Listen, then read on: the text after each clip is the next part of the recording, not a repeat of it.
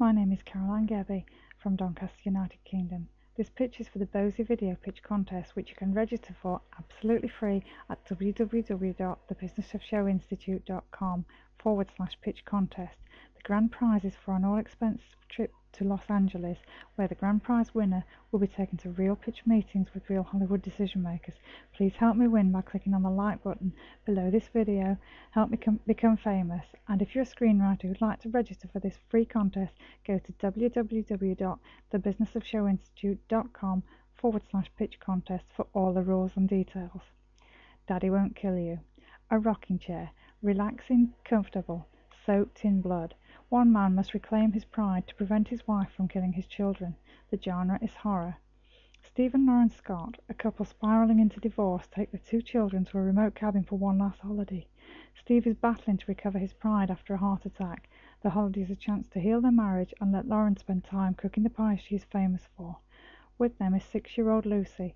Everything to her is fun and games, and 9-year-old Chase, who loves to read. They pick up a newspaper, not noticing the headlines of horrendous murders or the picture of the killer Val, who could be Lauren. As they drive into the remote countryside, Steve ignores Lauren's protest and stops to buy a rocking chair. That night at the cabin, he watches Lauren in the chair, serene and beautiful to him. As the chair rocks, she is covered in blood. Was it a trick of the light or something more sinister? Either way, this scene will haunt him during their visit. Later they talk. Both of them had felt something wrong, but a round, stupid pride has them denying it even happened. As she spends time in the chair, Lauren becomes more unhinged. She is constantly angry. She sings awful words to Lucy and throws Chase against a wall. Moments later, she remembers none of it. The next night, Lauren brings out a pie. Steve freezes. Did it move? As he serves the pie, insects crawl out and scurry across the table. Lauren sits in the chair, crunching through the pie. She attacks Steve viciously. After a struggle, he manages to strap her into the car, but it won't start. It has been vandalized. In the morning, they walk miles to make a phone call. A happy family with Lauren laughing and her old self again. They will be picked up in 3 days. Later that night, Steve sees Lauren in the chair. She looks different. Her appearance is changing, and unbeknown to him, she is snacking on insects. Absently, as she goes to bed, she drops a cockroach into the children's beds. In the morning, Steve watches Lauren in the chair with Lucy. As he watches, the scene changes. A girl sits there, her throat cut. Steve decides to walk back to the mountain to call for help. He asks Lauren to come, but she won't leave the chair. As the family make the long walk, Lauren sits in the chair with the paper. As she rocks, it shows the story of Val found dead in the chair and the 20 victims she murdered. As the paper flicks through the victims, Lauren becomes each one of them, and when it stops, she is Val. Steve arrives at the top of the mountain to find his SIM card is missing. As he makes the journey back, he remembers the boat, and when he gets back, he tries to persuade Lauren, who now looks like Val, to join them. As he watches, she is gone. Sat in the chair is a boy being tortured. Steve runs to the children to escape.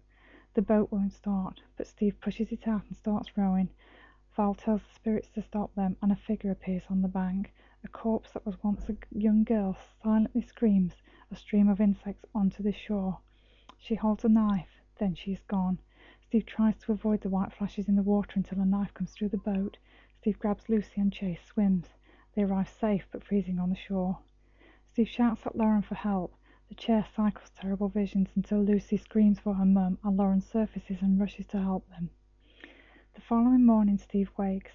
Val is sat in the chair rocking. He gets the kids and climbs out of the bedroom window, but Val attacks him. Steve is knocked unconscious.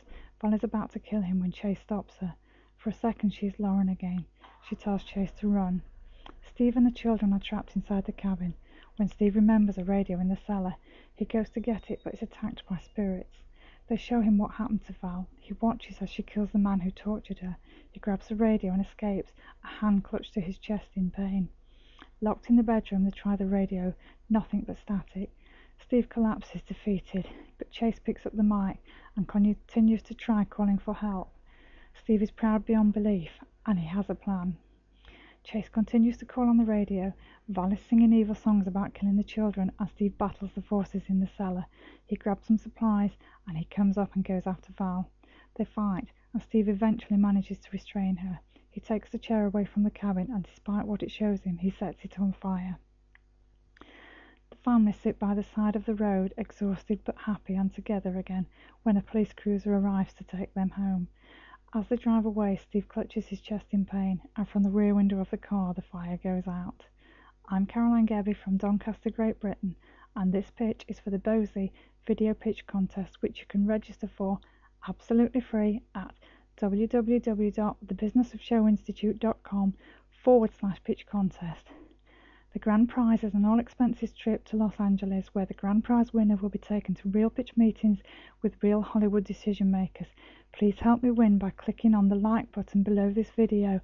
Help me become famous, and if you're a screenwriter who'd like to register for this free contest, go to www.thebusinessofshowinstitute.com/pitch contest for all the rules and details. Thank you.